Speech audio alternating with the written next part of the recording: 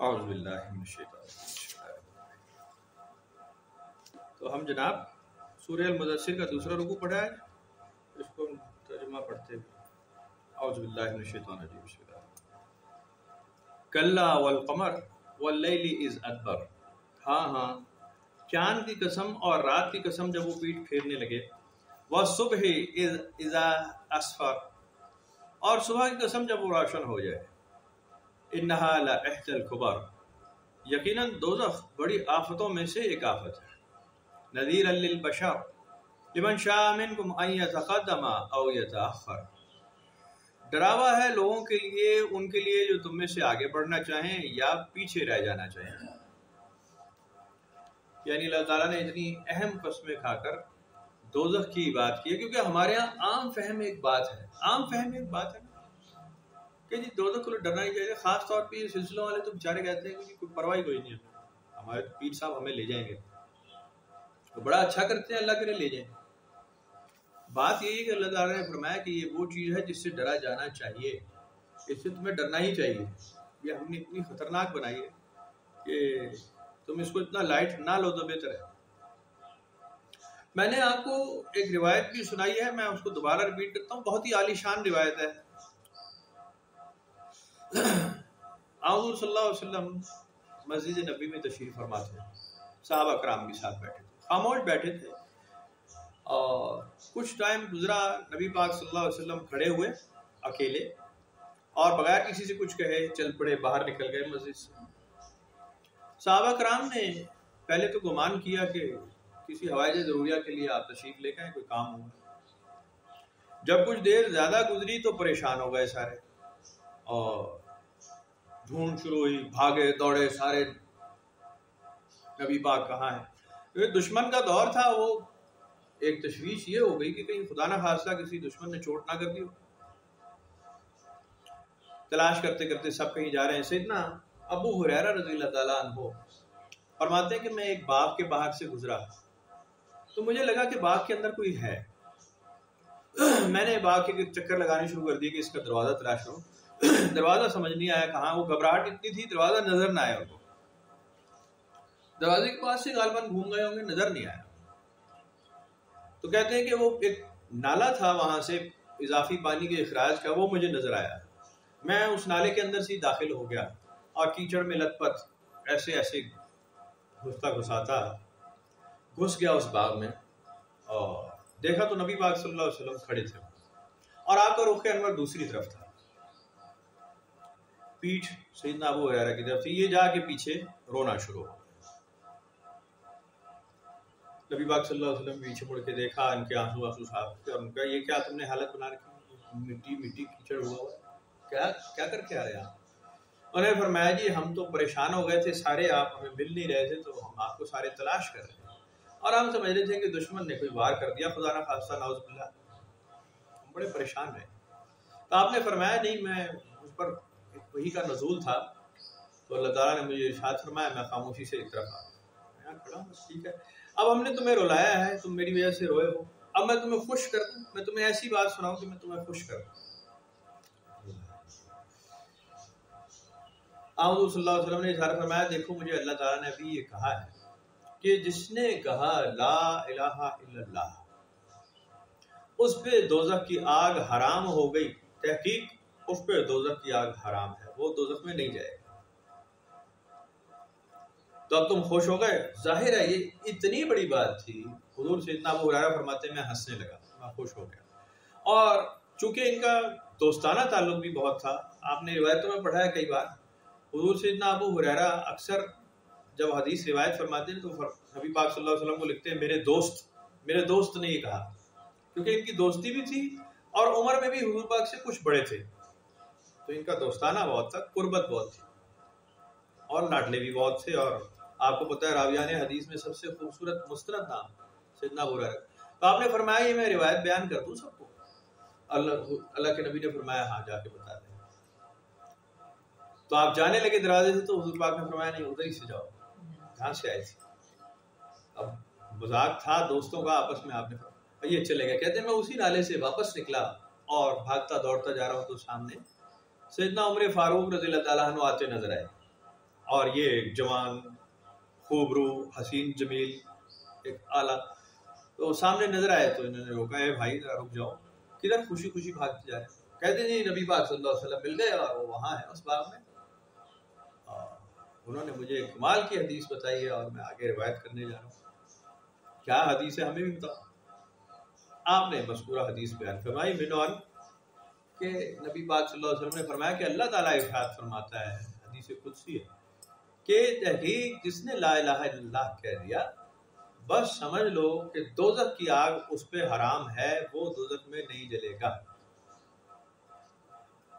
اور میں یہ بتانے جا رہا ہوں، یہ بڑی خوشخبری۔ سیدنا عمر فاروق نے یہ جب جانے لگے تو سیدنا عمر فاروق نے انہیں روکا، اے بھائی ذرا ٹھہر جا، مجھے تحقیق کرنے دے، یہ بہت بڑی بات ہے۔ میں کہا جی میں تحقیق کر چکا ہوں، میں جا رہا ہوں۔ جب یہ جانے لگے تو سیدنا عمر فاروق نے ان کو سینے پر ہاتھ مارا، سینے پر ہاتھ مارا، وہ ظاہر ہے سیدنا ابو ہریرہ تو وہ آدمی وہ گر گئے اور پھر رونے لگے کہ تم نے مجھے مارا ہے۔ کہا چل میرے ساتھ نبی پاک کے پاس، میں تصدیق کروں۔ یہ دونوں ان کو پکڑا ہوا اور جا رہے ہیں تو سیدنا عمر بھی ایسے ہی تھی کمال۔ انہوں نے کہا کہاں سے گئے تھے؟ انہوں نے کہا دروازے سے نہیں گیا تھا، ادھر نالے سے گیا تھا۔ کہا مجھے بھی ادھر ہی سے لے چلو۔ یہ بھی دوبارہ نالے میں گھسے، وہیں سے پر نالے سے گئے۔ سیدنا عمر فاروق بھی گئے، نبی پاک صلی اللہ علیہ وسلم کھڑے تھے اور سامنے دیکھا تو یہ دونوں آ رہے ہیں۔ اب یہ سیدنا ابو ہریرہ کی آنکھوں میں پھر آنسو، پھر رو رہے ہیں، پھر اداس پریشان۔ کہا آپ کیوں رو رہے ہیں؟ کہ جی انہوں نے مجھے مارا ہے، سیدنا عمر نے مجھے مارا۔ بھائی تم نے ہمارے بھائی کو، ہمارے دوست کو کیوں مارا ہے؟ کہ جی گستاخی معاف، یہ بہت بڑی بات لے کر جا رہے ہیں آگے اور میں نے سوچا تصدیق کر لوں۔ یہ رکے نہیں تو میں نے ان کو ہاتھ لگایا، یہ ان کو چوٹ لگ گئی، لیکن میں تصدیق کرنے آیا ہوں کہ یہ کیا واقعی اتنی بڑی فرمان ایسا اللہ تعالیٰ نے نازل کیا؟ فرمایا ہاں جی ایسے ہی ہے، اور میں نے ہی ان کو کہا اللہ تعالیٰ یہ فرما چکا کہ جس نے میری وحدانیت کی تصدیق کر دی، لا الہ الا اللہ کہا ہے، اس پہ دوزخ کی آگ حرام۔ سیدنا عمر فاروق نے عرض کی کہ جی میری ایک گزارش ہے، میری ایک ریکویسٹ ہے، یہ ایک بہت بڑا فرمان ہے، بہت عالی شان فرمان ہے، اگر یہ ابھی نو مسلموں میں پھیلے گا تو لوگ عبادت، ریاضت، نماز، روزہ، گڈ ڈیڈز، اخلاق حسنہ سب چھوڑ دیں گے اور خوشیاں منا رہے ہیں، بس اپنا کام تو چھوڑ دیں گے سارا عبادت ریاضت کا۔ وہ کہیں گے جنت کی تو ہماری دلیل ہو گئی، دوزخ کی آگ تو ہم پہ حرام قرار دے دی، تو ان دیٹ مین ہم جنتی ہیں۔ اور عمل رہ جائے گا، نماز رہ جائے گی، روزہ رہ جائے گا، عبادت ریاضت نہیں کریں گے۔ حضور صلی اللہ علیہ وسلم نے فرمایا کہ بھئی اگر تم ایسا سمجھتے ہو تو روک لو حدیث، کوئی بات نہیں، بعد میں بیان ہو جائے گا۔ ویل چلو ایسا کر لیتے، بات طے ہو گئی، حدیث روک لی گئی اور ایک طویل عرصہ گزر گیا۔ سیدنا ابو ہریرہ کا وصال کا وقت آ گیا، آخری وقت آ گیا، آپ بستر مرگ پر آ گئے اور آپ نے وہ حدیث بیان نہیں فرمائی۔ جب آخری وقت آیا تو آپ نے فرمایا اب تو وہ بوجھ لے کر نہیں جاؤں گا، اب تو یہ حدیث میں بیان کروں گا۔ آپ نے چند صحابہ کرام کو مستند کو بلوایا اور کہا کہ یہ حدیث میں آج بیان کر رہا ہوں جو اس وقت نازل ہوئی تھی، اور اس وقت مجھے حکم تھا لیکن اس وقت روک دیا گیا اس وجہ سے۔ آپ نے یہ حدیث بنوان بیان کر دی، رائج ہو گئی، پھیل گئی، صحابہ کرام میں خوشی کی لہر دوڑ گئی کہ جی نبی پاک کا فرمان ملا ہے، نئی حدیث آئی۔ شک بھی کسی کو نہیں تھا۔ سیدنا ابو ہریرہ کی حدیث پہ آج تک کوئی ایسا آیا ہی نہیں جس نے کہا کہ یہ حدیث ضعیف ہے کسی بھی عقیدے کا۔ وہ دور گزر گیا، یہ دور آ گیا، وہ دور۔ اب اللہ تعالیٰ کا فرمان ہے، حضور پاک کی زبان مبارک سے نکلا ہے، سب سیدنا ابو ہریرہ راوی ہیں، کوئی شک کی گنجائش ہی نہیں۔ دوزخ کی آگ حرام مسلمان پہ ہو گئی یا نہیں ہوئی؟ آپ کو کیا لگتا ہے؟ ہو گئی یا نہیں ہوئی؟ یا نہیں ہوئی؟ کیا لگتا ہے آپ کو؟ یا ایمان کے درجے رہیں گے وہاں پر؟ آپ کہیں نہیں ایمان دے درجے نے کوئی درجے رہ گئے نہیں ایمان دے، اور جڑا اس درجے کا کلمہ پڑے گا وہ اس درجے کا پڑھاتے ہو، کیا یہ اس میں بحث کی گنجائش ہے؟ رہے گی، ہے اس پہ۔ اس حدیث کے اوپر کئی کتابیں ہیں، اس کے اوپر فقہ کے کئی مسائل پیدا ہوئے، اور علماء حضرات نے اس حدیث کو اسی طرح سے بیان فرمایا کہ اس میں کئی شرطیں ہیں، کئی شکیں ہیں اس میں، تب جا کے اپلائی ہو۔ ٹھیک کہتے ہوں گے بھائی، جو وہ ماننا چاہے وہ مان لے. جس کو جنت نہیں پسند آ رہی, دوزخ کی آگ میں ہی جلنا چاہتا ہے, بسم اللہ لے لے. مجھے تو لگتا ہے بالکل اول آخر بات ہے, ایسا ہی ہے. دوزخ کی آگ مسلمان پہ حرام ہو چکی ہے. باہر اگر اس حدیث کو ایسے لے کے چلا جائے تو اس آیت کو کہاں لے کر جائیں گے جو آپ نے پڑھا ہے؟ دیکھو دوزخ تو ایسی چیز ہے جس سے ڈرا جائے, ایسی چیز. لیکن للذین کفروا, کفار کے لیے جن کے دلوں میں کھوٹ جاتا نہیں ہے, کفار کے لیے ان کو تو ڈرنا چاہیے. دوزخ بڑی سخت ہے, تمہیں اندازہ نہیں ہے کہ کیسی ہوگی. پچھلے سبق میں نے بات کی کہ چھوٹے درجے کی بھی اگر دوزخ کی بات ہے, جیسے مولوی نے وہ اس میں سٹیپس بنائے ہوئے ہیں, چھوٹے درجے کی دوزخ, بڑے درجے کی دوزخ. چھوٹے درجے کی دوزخ بھی کوئی معمولی بات ہے, وہ ہماری سوچ سے بہت آگے کی بات ہے. جنہوں نے کفر کیا تاکہ یقین کر لیں اہل کتاب اور حد اور بڑھ جائے اہل ایمان کا ایمان. وَلْيَزْدَادَ الَّذِينَ آمَنُوا إِيمَانًا وَلَا يَرْتَابَ الَّذِينَ أُوتُوا الْكِتَابَ وَالْمُؤْمِنُونَ, تاکہ بڑھ جائے اہل ایمان کا ایمان اور شک میں مبتلا ہوں اہل کتاب اور نہ شک میں مبتلا ہوں اہل کتاب اور مومنین. وَلِيَقُلْ الَّذِينَ فِي قُلُوبِهِمْ مَرَضٌ وَالْكَافِرُونَ ماذا أراد الله بهذا. مسئلہ یہ میں پرانا سبق پڑھنے لگا ہے, پیج نکل گیا. چلو پچھلے سبق سے بات ہو رہی ہے.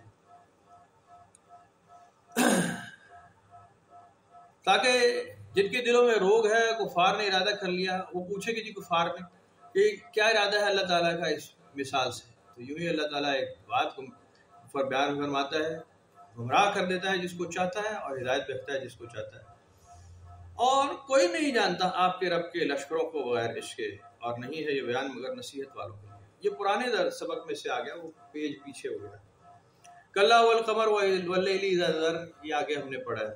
ہاں, چاند کی قسم اور رات کی قسم کہ جب وہ پیٹ پھیر لے. والصبح اذا اسفر, صبح کی قسم جب روشن ہو رہے. انہا لاحدی القبر, یہ ہے وہ جہاں ہم رکے تھے کہ دوزخ بڑی آفتوں میں سے ایک آفت ہے. نذیرا للبشر, ڈرانے والی انسان کو. لمن شاء منکم ان یتقدم او یتاخر, اب جس کی مرضی ہے چاہے تو اس کی طرف قدم بڑھائے یا اپنے قدم کو روک لے.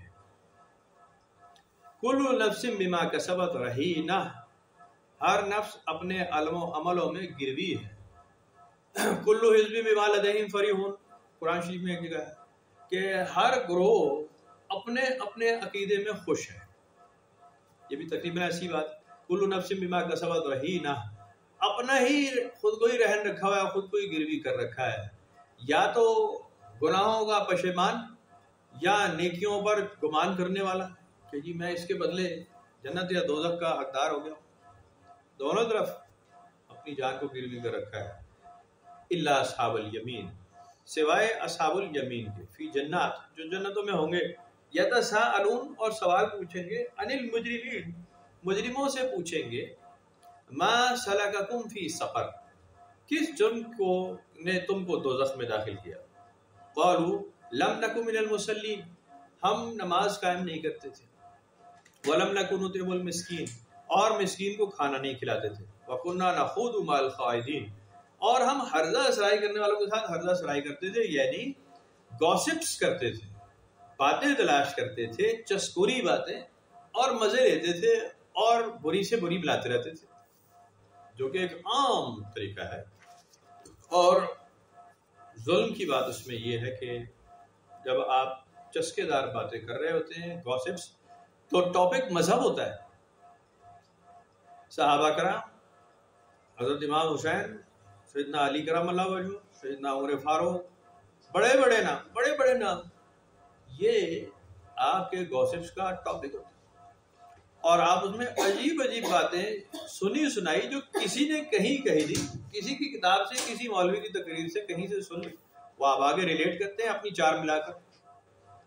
یا پھر معاشرتی مسائل, فلانی لڑکی بھاگ گئی, فلانے کے ساتھ یہ ہو گیا, فلانا قتل ہو گیا, فلانا غارت ہو گیا, یہ ہو گیا, وہ ہو گیا, عزت لوٹ لی, یہ ہو گیا, یعنی تمام پریشان کن باتیں. فلانی جگہ ایکسیڈنٹ ہو گیا, یہ ہو گیا.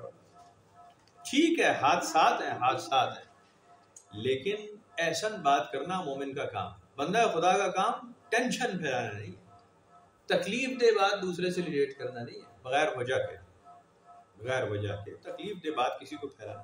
ابھی میں جیسے محفل سے بات کر رہا تھا, ابھی ٹی وی کھولے نا, ہر چور چینل, بدماش چینل ایک ہی بات کر رہا ہے, طالبان آ گئے, طالبان چلے گئے. او بھائی ہمارا کیا لینا دینا ہے, میرا ایک عام آدمی ہوں, میرا کیا لینا دینا ہے, طالبان آئے ہیں چلے گئے, انہوں نے یہ کام کر دیا, وہ حکومت. بھائی جان وہ انہیں بتائیں جا کے جن کا کام ہے. میں ایک عام مزدور ٹائپ کا آدمی ہوں, مجھے کیا لینا دینا ہے اس بات سے. وہ جو مرضی کر رہے ہیں, وہ ان کا ملک ہے, وہ ان کی حکومت ہے. آپ کیوں مامے بنے چلے جا رہے ہیں, خواہ ٹی وی اینکر شور مچا رہا ہے, آپ کا تبصرہ, آپ کا تبصرہ, آپ بتائیں. وہ تمہارے کیا رولا بھائی, تم عام آدمی کی بات کرو, تم اپنی تنخواہ بتاؤ لوگوں کو, پھر تمہیں ٹی آر پی کتنی مل رہی ہے بدماشوں کو, وہ نہیں بتاتے. وہ طالبان پہ لگے یا نواز شریف پہ یا عمران خان پہ, وہ باقی کچھ ہو ہی نہیں رہا کیا دنیا میں. یا پھر ایکسیڈنٹ ہو گیا, 6 آدمی مارے گئے, کوئی خوشی کی بات نہیں, کوئی اچھی بات نہیں, کوئی تعلیم کی بات نہیں, کوئی تربیت کی بات نہیں, کوئی علم و عرفان کی بات نہیں. علم و عرفان سے ریلیٹ کریں گے تو استخارہ آ جائے گا, استخارہ آن لائن. وہ 2-2 روپے کے لوگ بیٹھے ہوئے استخارے آن لائن کمپیوٹر پہ کر کے لوگوں کو کر, جاہل قسم کے لوگ بیٹھے ہیں سارے. یا نئے نئے نقطے فضول قسم جس پہ بحث نہیں بنتی. وہ مقصد کرنے کا بات یہ ہے. میں جب ہم میڈیا پڑھتے تھے نا, تو ہمارا ایک اس میں ایک ٹاپک تھا جرنلزم میں کہ آپ جب خبر بناتے ہیں تو خبریں تو پوری دنیا میں ڈھیر چل رہی ہیں. اب ہم نیوز میں کام کرتے تھے, 1 لاکھ خبریں میرے پاس ڈیلی آتی تھی, کریڈ آتی تھی, انٹرنیشنل نیوز چینلز کی ڈھیر آتی تھی. تو وہ ساری تھوڑی ہم نے چلانی آتی تھی, وہ کیونکہ کنسرنڈ نہیں ہوتی تھی, ہمارا اس سے تعلق نہیں ہوتا تھا. پاکستان کا اس سے تعلق نہیں, عام آدمی کا تعلق نہیں. وہ کہیں یورپ ایشیا میں, کہیں افریقہ میں, کہیں بوٹسوانا میں, کہیں امریکہ کے جنگلوں میں کچھ ہو رہا ہے, وہ خبریں ہمارا کنسرن نہیں تھا اس سے. ہاں ہم اس کے اندر تلاش کرتے تھے کہ جی اس کو اسپورٹس کا چنک آ رہا ہے, کوئی انٹرنیشنل ایونٹ ہو رہا ہے, کوئی ریلیٹڈ ہے, لوگوں کا انٹرسٹ کی بات ہے, تو بسم اللہ اس کو آپ بیان کریں, ورنہ اس کو ایبزارب کر دیں, ضرورت نہیں. ہمارا تو چونکہ سرکاری ٹیلی ویژن تھا تو ہم تو ویسے ہی ڈنگ نکال کے سرکاری خبریں اور وہ ایونٹس بھی دیتے تھے, کیونکہ لوگوں میں ذمہ داری اسی طرح پڑتی ہے کہ آپ غلط طریقے سے خبر نہ پہنچائیں, سچ بھی آپ غلط جگہ پہ نہ بیان کریں, فتنہ پیدا ہو جائے گا. میں نے اکثر آپ کو مثال سنائی کہ ہم ایک دفعہ بیٹھے تھے, وہ 10 محرم پہ جلوس تھا, 2007-6 کی بات ہے. جلوس نکلا تو صبح ہمارے پاس 9-9:30 بجے خبر آ گئی, کوئٹہ میں جلوس میں شیعوں کے فائرنگ ہو گئی ہے, کوئٹہ میں فائر ایکسچینج ہو گیا. خبر آ گئی, ہم نے دبا لی, ہم نے کہا جی رات کو خبر نامے میں جائے گی رات کو, کیونکہ پورے پاکستان میں جلوس آن ہے اس وقت, لاہور بھی چل رہا ہے, پنڈی چل رہا ہے, یہ پینک مچ جائے گا. وہ کہیں گے جی فائرنگ ہوئی, ادھر بھی ہنگامہ ہوگا, یہ غصے میں آ جائیں گے کہ جی ہمارے جلوس پہ بدماشی چور بازاری مچ جائے گی. وہ ہم نے تو روک لی, وہ جیو والوں نے چلا دی, بریکنگ نیوز آ رہی ہے, ناظرین بریکنگ نیوز آ رہی ہے, فائرنگ کی اطلاعات ملی. وہ بیڑا گرک ہو گیا, 5 منٹ بعد خبر آ گئی لاہور میں بھی فائرنگ ہو گئی, لوگ ریٹیلیٹ کر گئے, بدماشی مچ گئی. اب یہ بے نظیر کا حادثہ ہوا, ہم ادھر ہی تھے, نیوز میں تھے, اس وقت بھی یہی ہوا کہ ہمارے پاس تو تقریباً 6:40 6:45 تقریباً یہ ٹائم تھا. میں فون پر ہی ہوتا تھا, وہ ہسپتال سے رابطے میں تھے, وہ ڈاکٹر سے بتا دیا کہ جی شی از ڈیڈ, ختم, باقی کچھ نہیں ہے, سانس وانس نہیں آ رہی, ختم. کنفرم ہو چکی تھی رپورٹ, سرکاری میڈیم کو وہ سارا سچ بتاتے, کنٹرولر بھی بیٹھا ہے, ڈائریکٹر بیٹھا ہے, منسٹر بیٹھا ہے, سارے ہم نیوز روم میں سارے تھے, کنفرم ہو گئی. ہم نے یہ فیصلہ کر لیا میڈیم نے, تمام ڈائریکٹر نے, کہ یہ نہیں خبر جائے گی آگے. میں تو خیر بہت معمولی آدمی تھا وہاں, ہم سے مراد یہ کہ نیوز ٹیم نے کہ جی لیک نہیں کرنی, کوئی بھی آگے بتایا نہیں کہ جی کنفرم نہیں کرنی کسی بھی چینل کو. CNN سے فون آ رہا ہے, BBC سے آ رہا ہے, وائس آف امریکہ سے آ رہا ہے, سب پوچھ رہے ہیں بے نظیر کی اپڈیٹ دیں, سرکاری چینل آپ, ہم ان کو ڈینائی کر رہے ہیں کہ جی وہ تو لگی ہے, فائر ایکسچینج ہوا ہے, بس بم دھماکہ ہوا ہے, ابھی تو کچھ بھی نہیں ہوا, تو ٹھیک ہے علاج ہو رہا ہے ہاسپٹل میں, دیٹ از آل. پلان یہ تھا کہ یہ موب ختم ہو جائے, یہ شور شرابہ ختم ہو جائے, لوگ سڑکوں پہ سے نکل جائیں, ابھی جلوس ہے, یہ گھر چلے جائیں, رات ذرا تاریخ ہو جائے, تب اناؤنس کریں گے اس کو, 9 بجے کی خبروں میں بتائیں گے کہ جی ہاں ابھی چلاتے رہو کہ جی سانس ہے اور آپریشن ہو رہا ہے, یہ وہ ٹھنڈا رکھے لوگوں کو, کنفرم نہیں کرنا تھا سچ. لیکن وہی بدماشی پرائیویٹ چینلز کی, انہوں نے ٹھک وہ خبر آن ایئر کر, بے نظیر از ڈیڈ. وہ خبر آن ایئر ہونی تھی، پھر آپ نے دیکھا پاکستان میں کیا ہوا. اتنے تو بندے اس بم دھماکے نہیں مرے تھے جو بعد میں مرے، اور کروڑوں اربوں خربوں روپے کا نقصان ہو گیا. گاڑیاں بسیں جلا دی، لوگوں کو مار دیا، پلازے جل گئے، اے ٹی ایم مشینیں لوٹ لی بدماشوں نے. ایک بدماشی ہو گئی، ایسا تھا وہ، میں جب رات کو نکلا ہوں میری اپنی گاڑی پہ زبردست حملہ ہوا. وہ جناب علی پیٹرول بم پھینکے انہوں نے، اور کانچ ایسے پڑی تھی سڑکوں کے اوپر، کھمبے گرائے ہوئے تھے لوگوں نے، بجلی کے کھمبے توڑ رکھے تھے. یہ کیا ہوا؟ صرف ایک بدماشی سے، ایک دو پرائیویٹ چینلز کی بدماشی، کہ انہوں نے صرف اپنے چینل کو آگے کرنے کے لیے ایک خبر کو آگے ریلیٹ کیا، جس کو اللہ تعالیٰ نے قرآن شریف میں منع کیا ہے کہ جب تم کوئی بری خبر سنو تو مت آگے ریلیٹ کرو. حرزہ سرائی کرنے والوں کے ساتھ حرزہ سرائی مت کرو.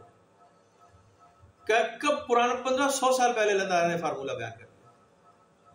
سورہ نور میں ایسے لکھا. سورہ نور یاد ہے آپ کو؟ سورہ نور بڑی تھی. سورہ نور میں حضور صلی اللہ علیہ وسلم نے یہ جب وحی نازل ہوئی تو لوگوں کو سکھائی یہ بات. یہ دیکھو اللہ تعالیٰ فرماتا ہے کہ اگر تم کوئی لغو بات سنو، بےہودہ بات سنو، عیب دار بات سنو، تو مت ہاں ہاں کرتے رہا کرو، مت اس کے ساتھ آواز میں آواز ملایا کرو. تمہیں یہ چاہیے تھا کہ تم کہتے کہ ہم تو موقع پر نہیں تھے بھائی، ہمیں نہیں پتا، ہم نہیں جانتے، ہم اس پہ کوئی کمنٹ نہیں کریں گے. جب تم ایسا کرتے ہو، ہاں میں ہاں ملاتے ہو، تہمت میں شریک دار ہو جاتے ہو، بدماشی کے تم شریک ہو جاتے ہو. اور میں تمہیں یہ اللہ تعالیٰ میں تمہیں یہ کہہ رہا ہوں، سورہ نور میں آپ پڑھ لیں کہ میں اس کو سنجیدہ لیتا ہوں. اس بات کو تم اس کام کو سنجیدہ نہیں لیتے، میں اس کام کو سنجیدگی سے لیتا ہوں، اور میں اس کے متعلق سوال کروں گا، میں اسے پکڑوں گا اس کے اوپر تمہیں. اگر اللہ تعالیٰ یہ بات کہے کہ میں اس جرم پہ تمہیں نہیں چھوڑوں گا، پکڑوں گا، آپ اندازہ لگا لیں کتنا مشکل کام ہے، کتنی سخت بات ہے. اور باز نہیں آئی پوری قوم، پوری دنیا اس بدماشی سے. جب کچھ برا سنتے ہیں تو ہاں ہاں کرتے ہیں، ہاں یہی ہو رہا ہے، یہ فلانا انجی ہوتی ہیں، عورتیں انجی ہوتی ہیں، مرد انجی ہوئے. ایک برائی سے 4 برائیاں ریلیٹ کر کے ایک جرم سن کے 4 جرم اس کے ساتھ بتائیں گے. ہاں ساڈے محلے چ بھی اس طرح ہوا ہے، ساڈے نال بھی اس طرح ہوا ہے، وہ فلانے دا پتر اس طرح کر گیا. ایک برائی سنیں گے تو دوسری برائی ویسے ہی آگے بتائیں. یہ ہے بدماشی، یہ ہے چوری.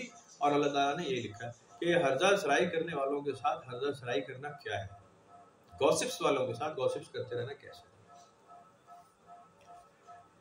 وَكُنَّا نُكَذِّبُ بِيَوْمِ الدِّينِ، ہم قیامت کے دن کو جھٹلاتے تھے. حَتَّى أَتَانَا الْيَقِينُ، یہاں تک کہ ہمیں موت نے پکڑ لیا. فَمَا تَنْفَعُهُمْ شَفَاعَةُ الشَّافِعِينَ، شفاعت کرنے والوں کی شفاعت بھی اس دن کام نہیں آئے گی. تمہارے کام نہیں آئے گی شفاعت کرنے والوں کی شفاعت، جن کو اللہ تعالیٰ نے اختیار بھی دے رکھا ہے. مَنْ ذَا الَّذِي يَشْفَعُ عِنْدَهُ إِلَّا بِإِذْنِهِ، اللہ کے دربار میں کون ہے جو شفاعت کر سکے، الا بِإِذْنِهِ، لیکن جن کو اس نے اجازت دے رکھی. اللہ تعالیٰ کے بڑے بڑے محبوب آئے ہیں، نبی پاک صلی اللہ علیہ وسلم اس میں سب سے پہلا نام، اور آپ کی پیروی کرنے والے یقیناً اپنے گروہ کو اپنے ساتھ لے جانے والے ہیں، جو اللہ کے حضور مناجات کریں گے. مائیں باپ اپنی اولاد کے لیے، بیٹا بیٹی دعائیں کرنے والے، حفاظ کرام، علماء کرام، وہ اپنے قریبی اقربا کے لیے ظاہر ہے اللہ کے حضور سجدہ ریز ہو جائیں گے کہ یہ ہمارے رشتہ دار ہے، ہمارا ماں ہے، ہماری باپ ہے، بخش دے. نبی پاک صلی اللہ علیہ وسلم کا نام تو اول آخر صحیح حدیث میں شامل ہے کہ آپ شفاعت فرمائیں گے، اور بڑی تواتر سے بڑی لمبی حدیث ہے، بالکل صحیح حدیث ہے، مسلم شریف میں ہم نے پڑھی ہے.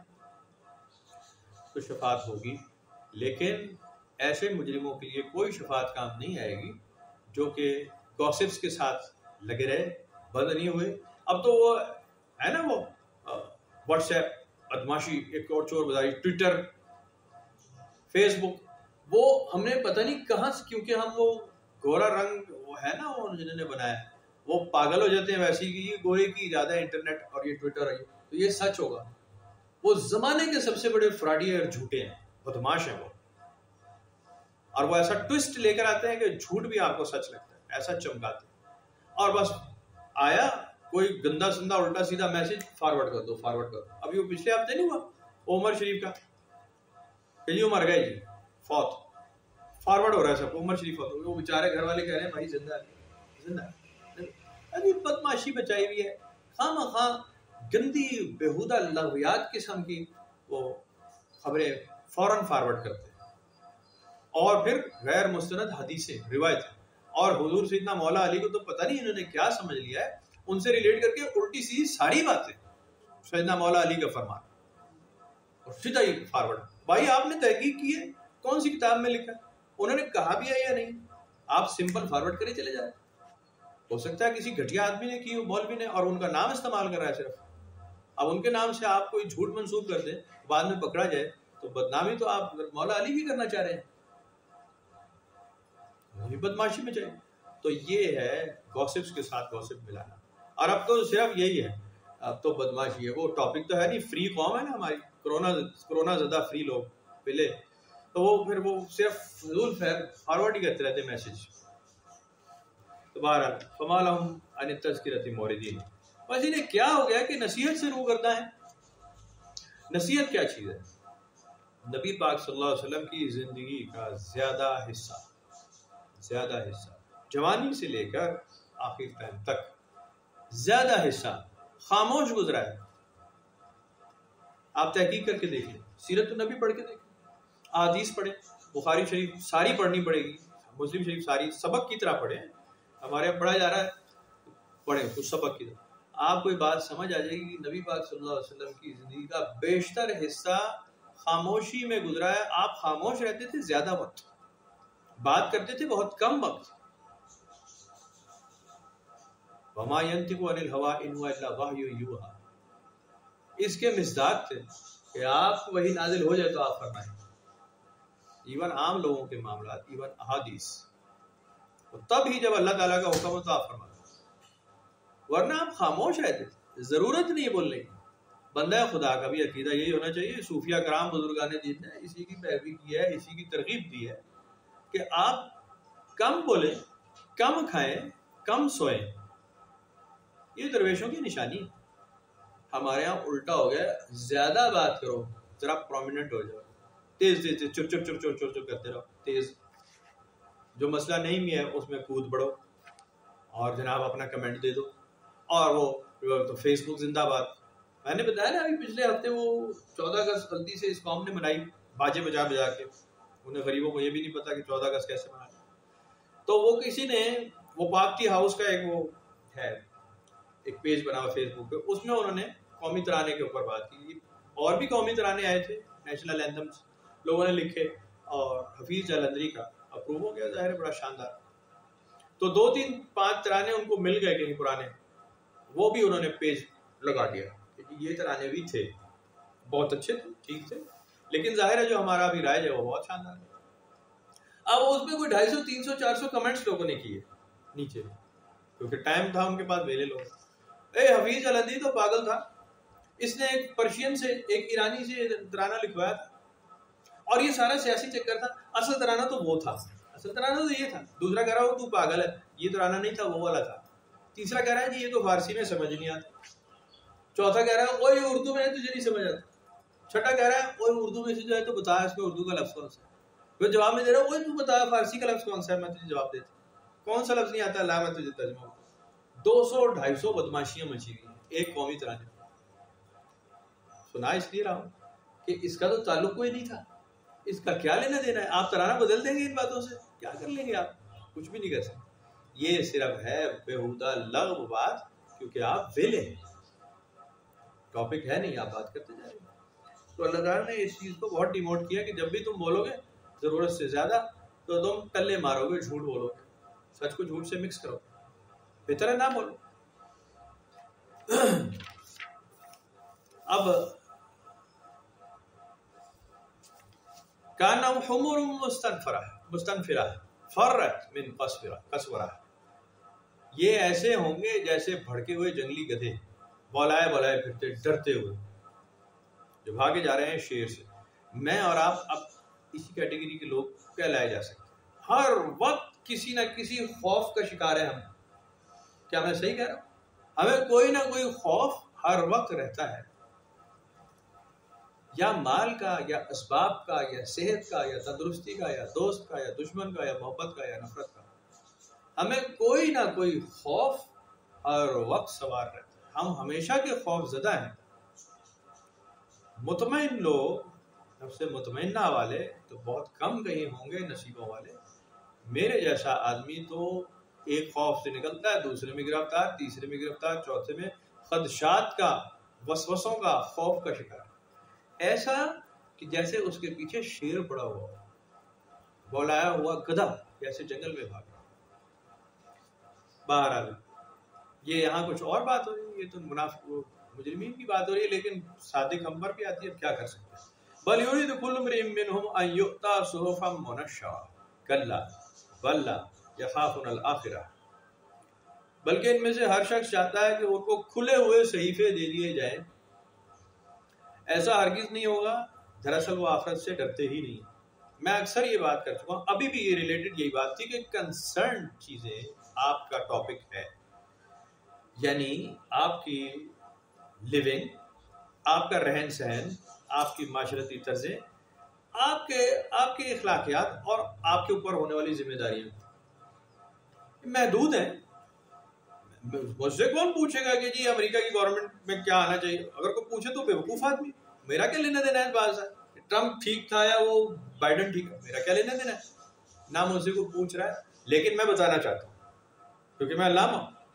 میں جڑا ٹرمپ سی نا وہ نہیں چنگا سی، اے ذرا کو بہتر ہے، کمال ہے یار، تو ماما لگا کہ یہاں تھڑے پہ بیٹھ کے فیصلے کر رہا۔